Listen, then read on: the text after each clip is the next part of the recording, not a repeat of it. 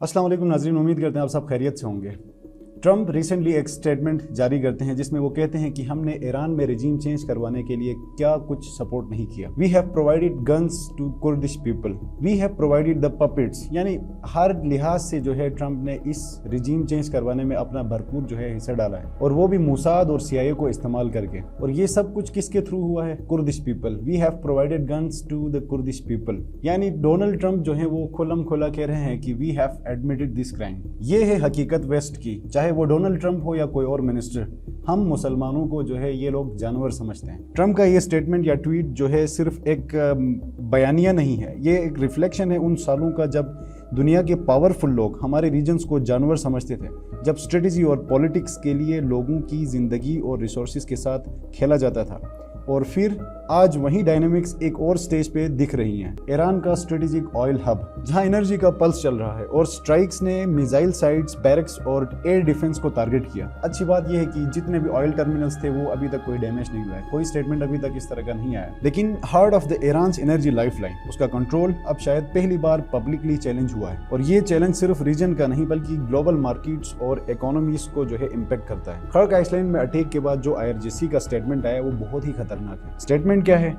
अब खुद पर काबू खत्म हो चुका है और हमारा रिएक्शन बिना किसी रुकावट के होगा। ये एक बहुत ही खतरनाक वार्निंग है जिसे इग्नोर करना अब शायद मुमकिन नहीं। रिएक्शन जो है सिर्फ मिडिल ईस्ट तक महदूद नहीं रहेगा, इसका जो इम्पैक्ट है वो पूरे मिडिल ईस्ट में बल्कि पूरी दुनिया में जो है इसके असरात हमें देखने को मिलेंगे।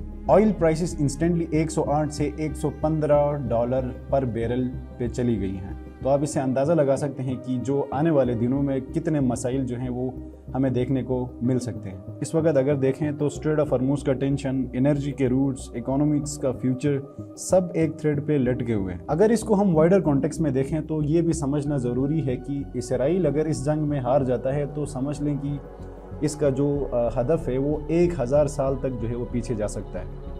मेरे ख्याल में ऐसा मुमकिन नहीं है कि वो लोग जो है हार मानेंगे। तो करंट सिचुएशंस को अगर हम देखें तो हम इससे प्रेडिक्ट कर सकते हैं कि वॉर जो है वो रुकने वाली नहीं है, वॉर जो है वो ठहरने वाली नहीं है। इसराइल जो है वो हर तरफ प्रेशर क्रिएट कर रहा है, चाहे वो अमेरिका का डोनाल्ड ट्रंप हो, अच्छा चाहे वो ईरान में रिजीम चेंज करने के लिए भी कोई भी स्ट्रेटजी हो, लाइक लीडरशिप को टारगेट करना हो, ईरान के टॉप कमांडर्स और टॉप मिलिट्री के जो जर्नल्स हैं उनको टारगेट करना हो। खैर जो भी हो, America is being controlled and consumed by Israel, और लोग अपनी आखिरी हद तक लड़ेंगे। और ईरान भी इस वॉर में पीछे हटने का नाम नहीं ले रहा। कंसीडरिंग ये situations, considering all the situations और जो एस्केलेशंस हो रही हैं, ये कहना गलत नहीं है कि ये वॉर बहुत ही लॉन्ग टर्म के लिए है। ऑलरेडी 40 दिन हो चुके हैं और जंग जो है वो खत्म होने का नाम नहीं ले रही। ट्रंप के स्टेटमेंट्स, खर्क आइलैंड पे स्ट्राइक्स, IRGC का वार्निंग, ये सीक्वेंस सिर्फ इवेंट्स का चेन नहीं है, ये उन नैरेटिव्स का रिफ्लेक्शन है जो हमेशा एक तरफ से सेट किए जाते हैं और हमारे रिएक्शंस को, रेस्ट्रेंट्स को और परसेप्शंस को शेप करते हैं। अभी खर्क आइलैंड के जो हैं वो टर्मिनल्स ऑपरेट कर रहे हैं, बट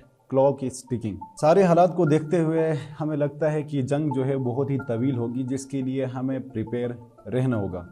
पाकिस्तान जो है वो इधर से जो है ना दोनों तरफ से कोशिश कर रहा है कि जो है ना बराबर हो मामलात, मतलब न्यूट्रलिटी शो कर रहा है। और रिसेंटली जो डोनाल्ड ट्रंप ने ट्वीट्स किए थे सऊदीया के जो किंग के लिए, जिसमें उन्होंने कहा कि शर्म आनी चाहिए हमारे मुसलमानों को। और इधर से हमारी पाकिस्तानी गवर्नमेंट और इस्टेब्लिशमेंट जो है वो ऐसे स्टेटमेंट्स जारी करती है जिसमें दिख रहा है, जिसमें वाज़ह है कि जो है पाकिस्तान इनडायरेक्टली या डायरेक्टली किसको सपोर्ट करता है। ईरान जो है वो सऊदी अरेबिया पे अटैक्स करना बंद कर दें। शर्म से डूब के मरने का मुकाम है मुसलमानों के लिए। आपके सपोर्ट का शुक्रिया। मुझे दीजिएगा इजाज़त, मिलते हैं एक नई वीडियो में एक नए टॉपिक के साथ। अल्लाह हाफिज़।